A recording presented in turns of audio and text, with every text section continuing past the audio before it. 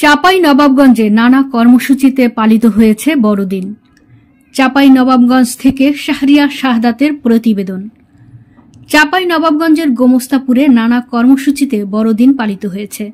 উপজেলার বিভিন্ন স্থানে পৃথকভাবে বড়দিন উদযাপিত হচ্ছে।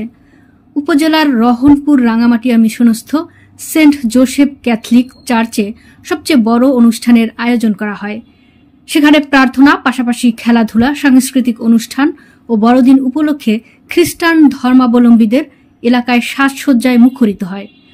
বড়দিন উপলক্ষে অতিরিক্ত জেলা প্রশাসক নাকিব হাসান তরফদার, জেলা পুলিশ সুপার রেজাউল করিম, উপজেলা নির্বাহী কর্মকর্তা নিশাদ আঞ্জুম অনন্যা সহ বিভিন্ন জায়গায় গিয়ে চার্চ পরিদর্শন করেছেন রহনপুর রাঙামাটিয়া মিশনস্থ সেন্ট জোসেফ ক্যাথলিক চার্চের ফাদার সুশান্ত কস্তা।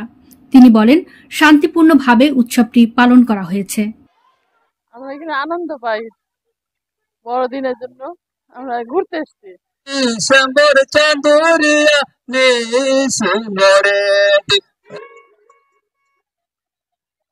মানে যিশুর জন্মদিনের উপলক্ষে তার জন্মদিন ভালো হয়, আমরা সব জাতির জন্য আমরা সবাই একসাথে আনন্দ করি, এটাই তো আমাদের আনন্দ। আপনারা বলেন আল্লাহ, আমরা যীশু খ্রিস্ট বলি, তাহলে এই যীশু খ্রিস্টের সবকিছু মিলাইয়া কৃতজ্ঞতা ধন্যবাদ জানাইয়ে আজকের এই উৎসব আমরা পালন করি। বিশ্বাস আর আজকে আমাদের এই যীশু খ্রিস্টের জন্মোৎসবে ঘিরে অনেক আয়োজন চলছে, বিভিন্ন গ্রামে আয়োজন হয়েছে।